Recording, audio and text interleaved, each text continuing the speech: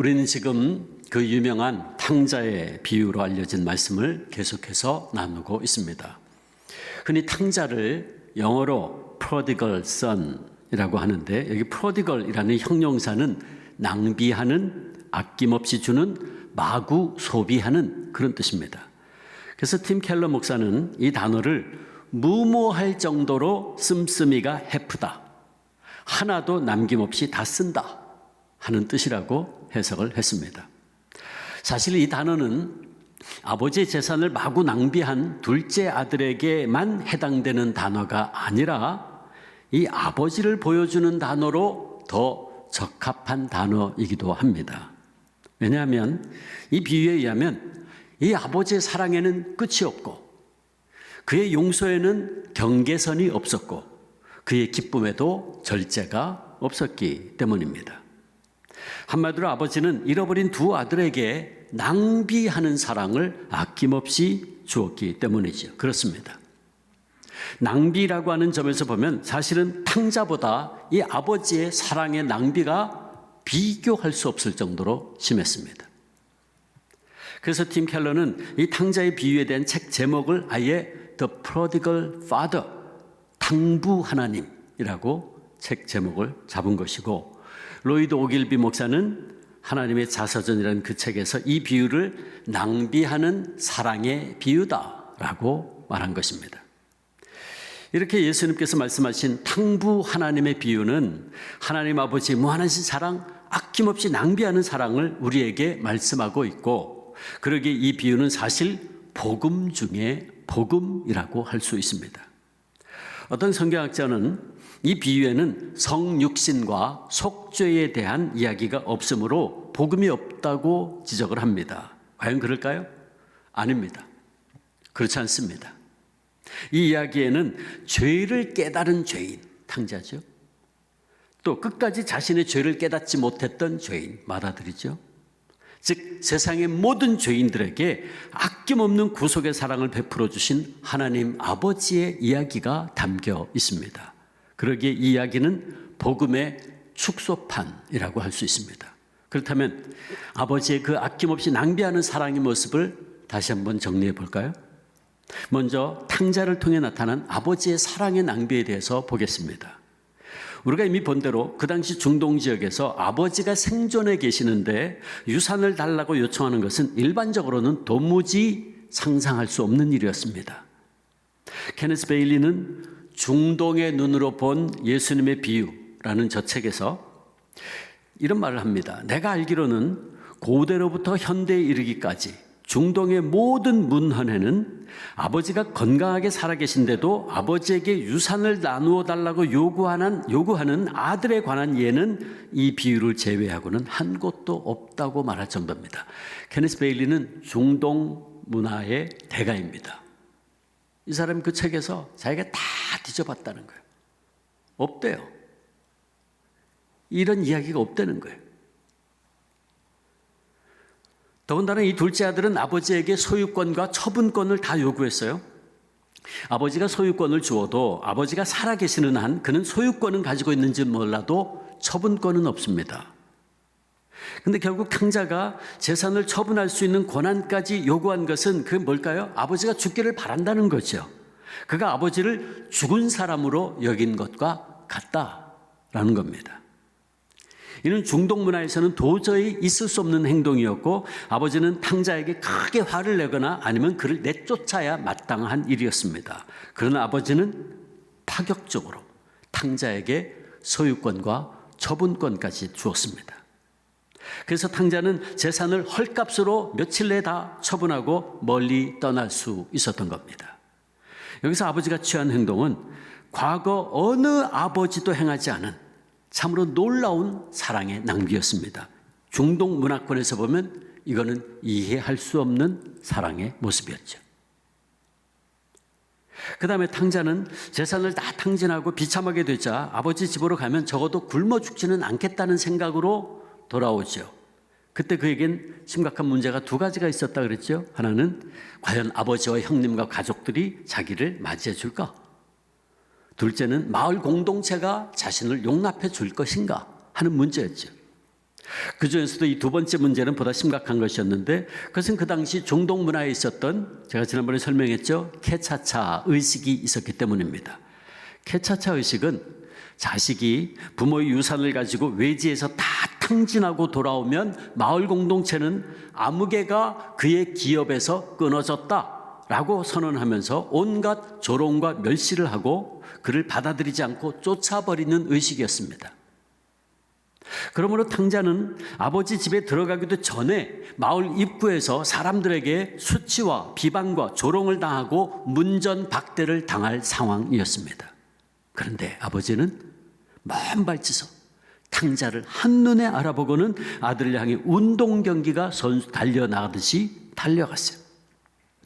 아버지의 그런 행동은 중동 문화에서는 창피한 모습이고 수치스러운 행동이었습니다. 그러나 아버지는 탕자가 마을에 들어오면서 당해야 할 그 봉변을 알고 있었기에 그를 측은히 여긴다, 그 단어는 창자가 뒤틀리는 통증을 말한다 그랬어요. 그 창자가 끊어진 듯한 아픔으로 그 아들을 바라보면서 아들이 받아야 할 그 수치와 수모를 당신이 달려와서 떠맡아 당한 겁니다.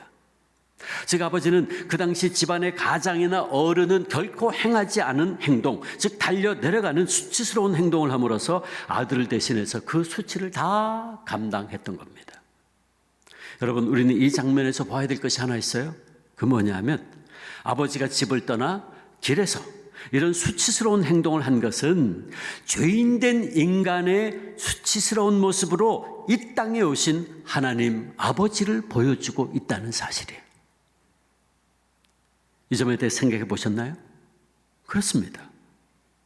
아버지는 탕자가 집으로 오기를 기다리지 않고 오히려 달려 내려가 그 대가를 치르고 죽었던 아들을 소생시켰어요.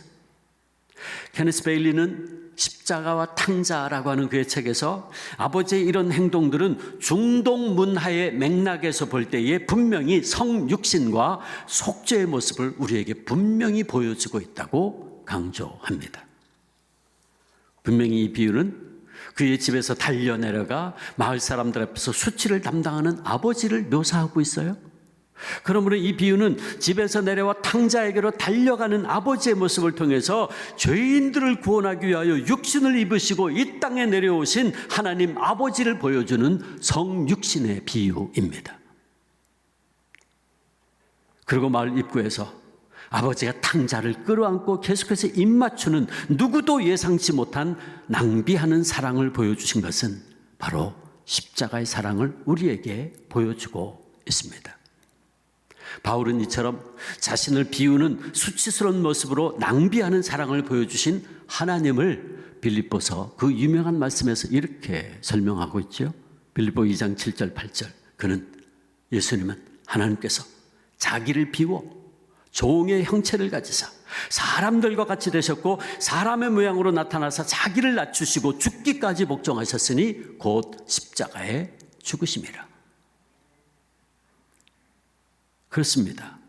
이 비유에는 이렇게 성육신과 구속의 이야기가 극적으로 존재하고 있고 아버지가 굴욕을 감당하면서 보여주신 그 낭비하는 사랑을 우리에게 보여주고 있습니다. 그 다음에 아버지는 탕자를 계속해서 엄청난 사랑의 낭비를 퍼부어 주시죠. 아버지는 그에게 제일 좋은 옷을 내다 입히라고 말합니다. 제일 좋은 옷은 뭘까요? 비싼 옷일까요? 비단으로 옷일까요?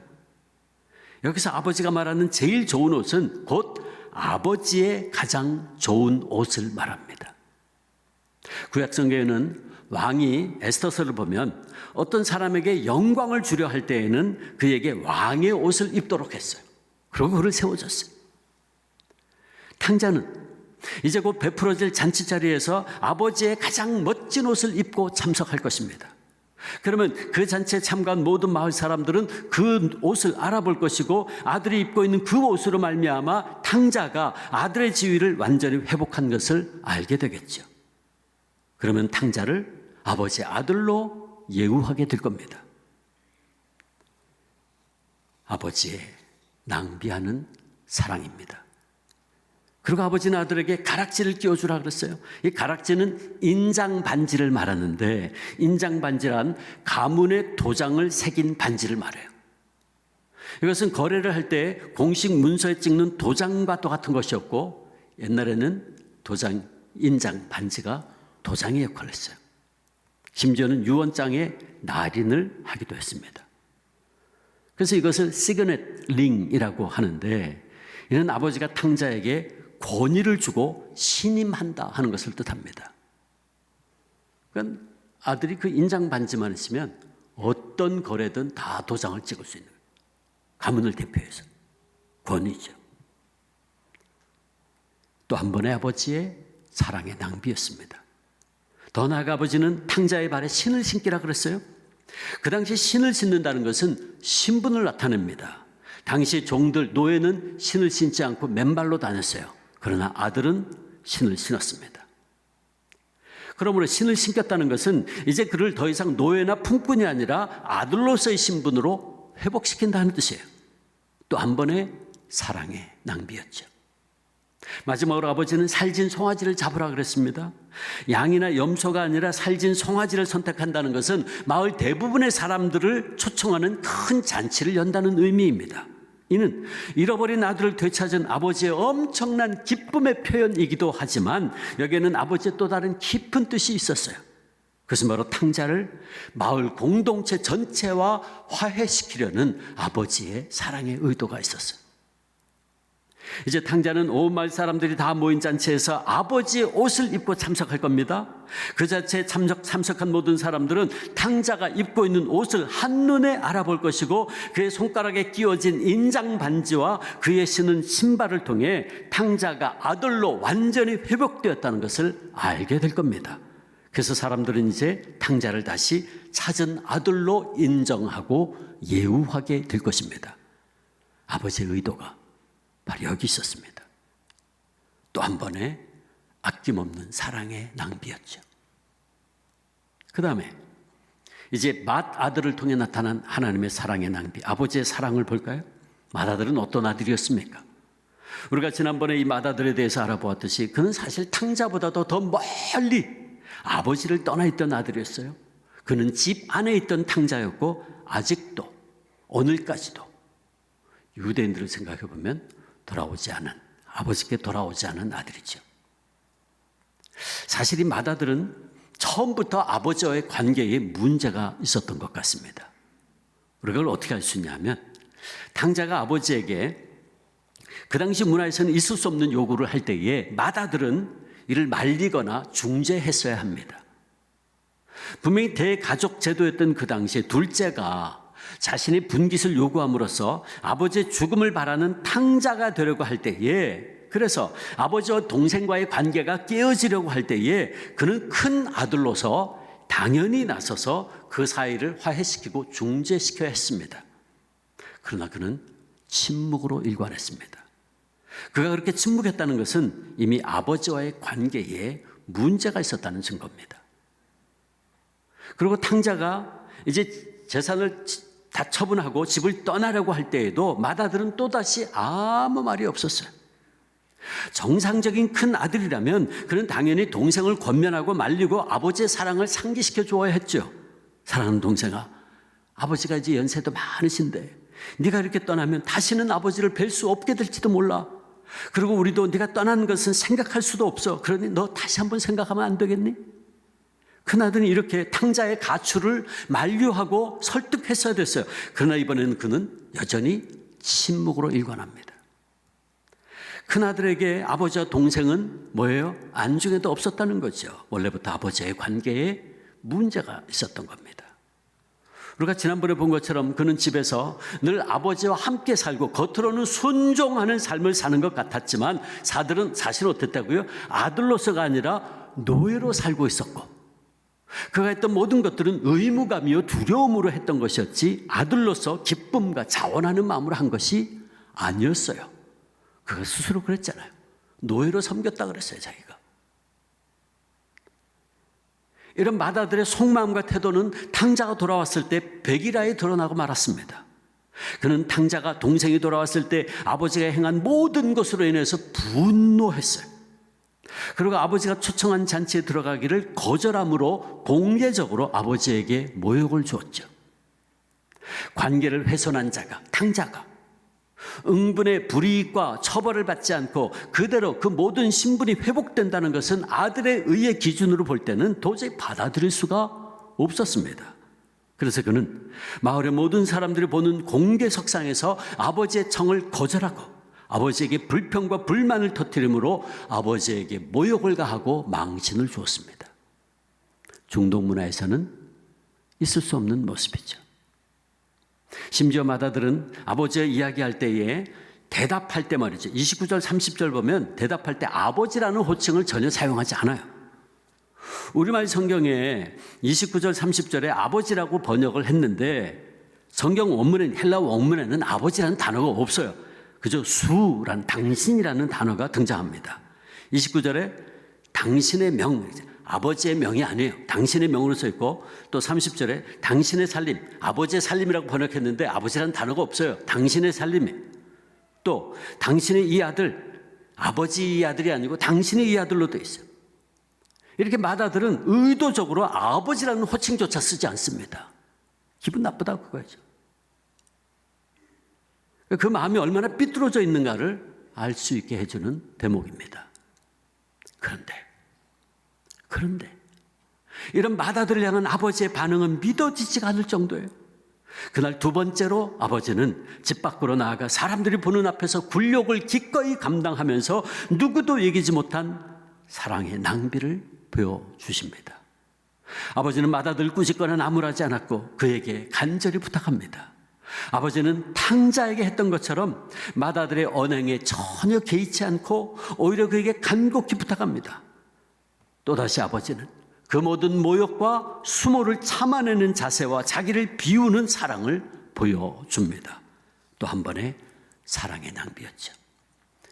28절 보면 아주 간단히 아버지가 나와서 권한대라고만 되어 있지만 이게 권하다라는 말 파라 옆에서 칼레오 부른다 호소한다 이 합성 파라 칼레오 옆에서 호소했다 그 말이에요. 아버지는 아들과 나란히 서서 사정을 한 겁니다.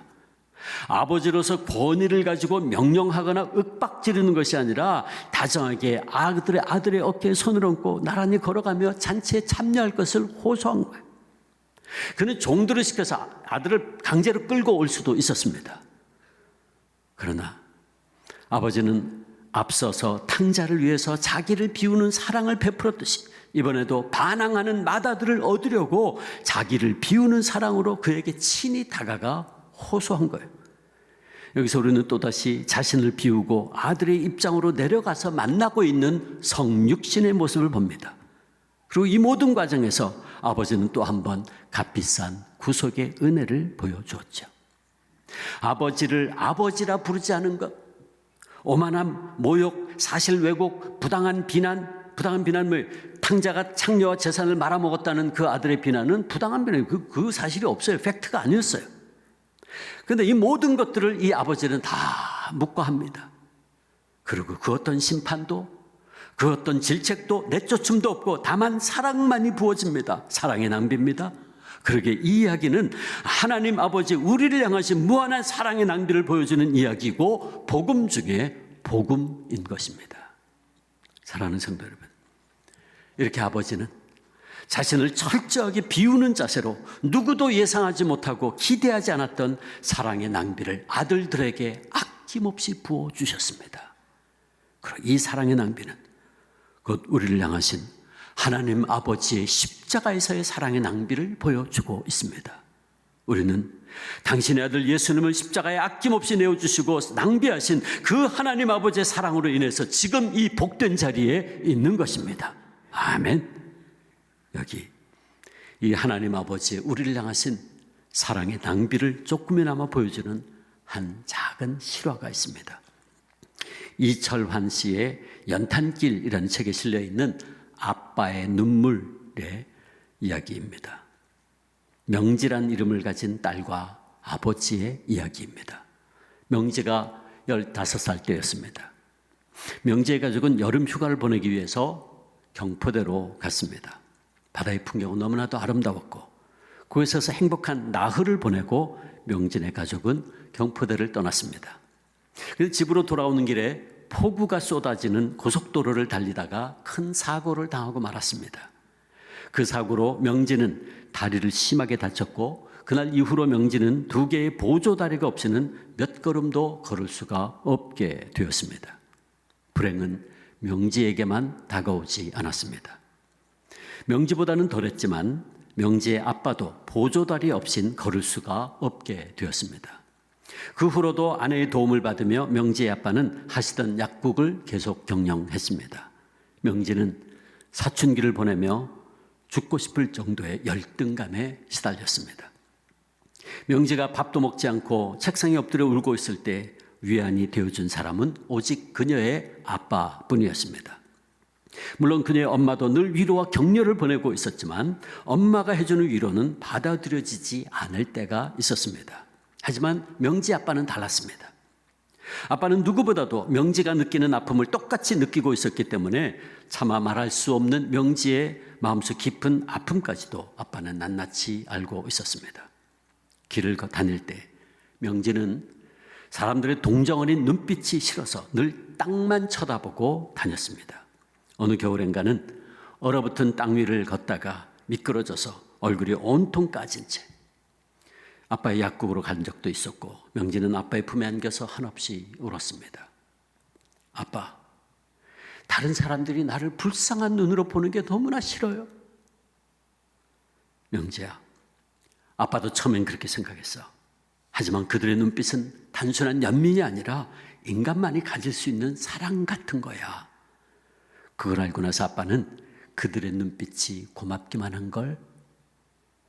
명지 아빠는 이렇게 말하며 명지 얼굴에 묻은 피를 닦아내고 약을 발라주었고 아빠의 붉은 눈엔 눈물이 고여 있었습니다. 아빠는 우리 명지 마음을 이해할 수 있어. 근데 아빠 말 좀 들어봐. 물론 아빠나 명지가 그들보다 더 불행할지도 몰라. 그렇지만 우리의 불행을 통해서 다른 사람들이 위안을 받을지도 모르잖아. 그렇다면 우리야말로 다른 사람들을 위로하는 거고, 명지야, 조금만 더 견뎌. 아빠가 내 곁에 있잖아. 그 후로도 명지 아빠는 명지의 마음속 깊은 곳으로 들어와 언제나 그녀를 그렇게 위로하고 또 지켜주었습니다. 명지는 아빠의 그 사랑으로 무사히 사춘기를 넘기고 대학에 진학하게 되었죠. 대학교 입학식 날 아빠는 명지가 너무 자랑스럽다라고 말했고 명지 역시 아빠가 너무나 고맙고 자랑스러웠습니다. 입학식장에서 아빠는 2개의 보조다리에 몸을 기댄 채 가슴 가득한 꽃다발을 안고 있었습니다. 입학식을 끝내고 나올 때 그들의 눈앞에서 아주 긴박한 상황이 벌어졌습니다. 차가 다니는 도로 한쪽으로 한 어린 꼬마가 급하게 뛰어들고 있었습니다. 순간 앞서가던 명지 아빠는 그 아이를 향해 전속력으로 달려갔어요. 명지의 눈앞에는 믿을 수 없는 일이 일어나고 있었습니다. 명지 아빠는 보조다리를 팽개치고 아이를 향해 달리고 있었던 겁니다. 명지는 자신의 눈을 의심하며 아빠가 그 아이를 안고 인도로 나오는 모습을 지켜보고 있었습니다. 아빠. 명지는 너무 놀라 소리쳤지만 아빠는 못 들은 척 보조다리를 양팔에 끼고는 서둘러 앞을 향해 가버렸습니다.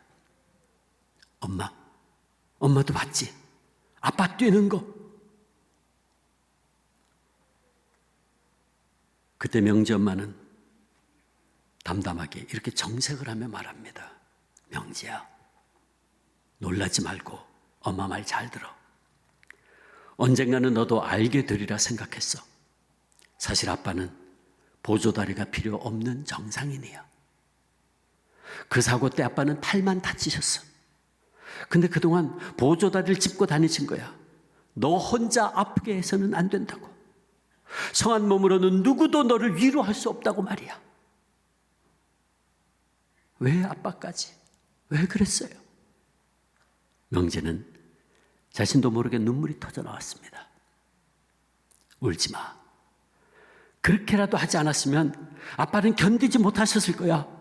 불편한 몸으로 살아오시며 너를 위로할 수 있는 자신의 모습을 아빠는 얼마나 자랑스러워했는데 오늘은 그 어린 것이 교통사고로 너처럼 될까 봐서. 멀리 보이는 명지의 아빠는 여전히 보조다리에 몸을 의지한 채 빠른 걸음으로 걸어가고 있었습니다. 그를 보고 있는 명지의 눈에는 눈물이 방울방울 흘러내렸죠. 사랑하는 성도 여러분, 명지의 아버지는 멀쩡한 신체를 가지고 있었지만 사랑하는 딸의 아픔을 함께하기 위해서 스스로 장애인 아닌 장애인이 되어 보조다리를 한 채 5년이라는 세월을 보내면서 명지의 상처와 눈물을 온몸과 마음으로 치유하고 닦아주었습니다. 그런데 사랑하는 성도 여러분, 우리 하나님 아버지는 보조다리를 하면서 장애인처럼 꾸민 정도가 아니라 아예 연약한 우리 인간, 비천한 우리 인간, 100% 연약한 인간 되어 이 땅에 내려오셨습니다. 무한하신 하나님, 창조주 하나님 아버지께서 유한한 인간이 되신 겁니다.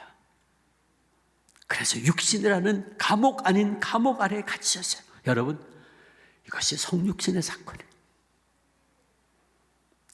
예수님은 우리 모두를 위해서, 우리 한 사람 한 사람을 구원하시기 위해서 자신의 목숨까지 육신을 입고 이 땅에 오셔서 십자가 위에서 아낌없이 내어주셨어요.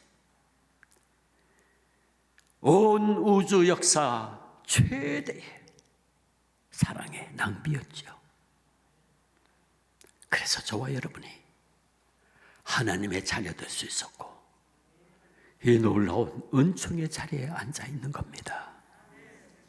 그렇다면 사랑하는 성도 여러분, 이 아버지의 낭비하는 사랑을 먼저 받은 우리가 이제 어떻게 해야 될까요? 지난번에 이 비유는 결론이 없다고 말씀드렸습니다. 그리고 예수님께서는 그 비유를 듣고 있던 그 당시 종교 지도자들에게 이제 너희가 이 비유의 결론을 내려야 된다 말씀하셨어요. 그렇습니다.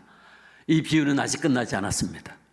이 비유는 오늘의 탕자인 우리들, 오늘의 맏아들인 우리들이 결론을 써 내려가야 합니다. 오늘 우리 주변에 이 비유의 맏아들처럼 아버지의 낭비하는 사랑을 받아들이지 않는 사람들이 너무나 많이 있어요. 그렇다면 하나님 아버지의 예수 그리스도를 통한 십자가의 사랑, 그 한없이 낭비하는 사랑을 먼저 받고 이제 하나님 아버지의 자녀로 그 신분이 회복된 우리가 해야 할 일은 너무나 분명하지요. 그것은 우리 주변의 탕자들과 우리 주변의 맏아들들에게 아버지의 이 낭비하는 사랑을 전하고 나누어 줘야 합니다. 우리가 지난주에 결단한 것처럼 우리 모두가 보내는 선교사, 나의 선교사가 되어서 기도로 물질로 후원하는 거죠. 감사한 것은 제가 어제까지 확인해 보니까 3,032명이 나의 선교사로 지원을 하셨어요. 감사합니다. 그리고 지금 공산주의 독재자 푸틴의 광적인 행동으로 인해서 엄청난 고통 가운데 있는 우크라이나와 동해안과 울산 지역의 산불 화재로 모든 것을 잃어버린 이들을 위해서 우리의 사랑을 흘러 보내는 것도 참 좋은 방법일 것입니다.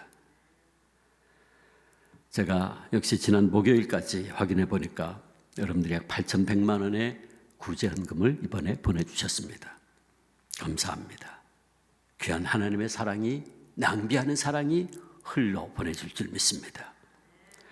또 우리의 가정과 일터와 학교에서 우리가 먼저 우리 자신을 비우고 양보하고 또한 우리의 가진 것을 나눔을 통해 사랑하고 섬기고 봉사하는 이런 선교적 삶을 사는 것이 가장 좋은 방법일 것입니다. 바라기는 우리 각자가 이제부터 이 비유의 결론을 써내려간다는 마음으로 삶의 현장에서 이 아버지의 놀라운 낭비하는 사랑을 전하고 나누는 탕자도 아닌 맏아들도 아닌 제3의 아들과 딸들이 되기를 바랍니다. 그래서 우리 모두 우리 하늘 아버지의 마음을 진정 기쁘게 해드리는 믿음의 자녀들 되기를 주님의 이름으로 축원합니다.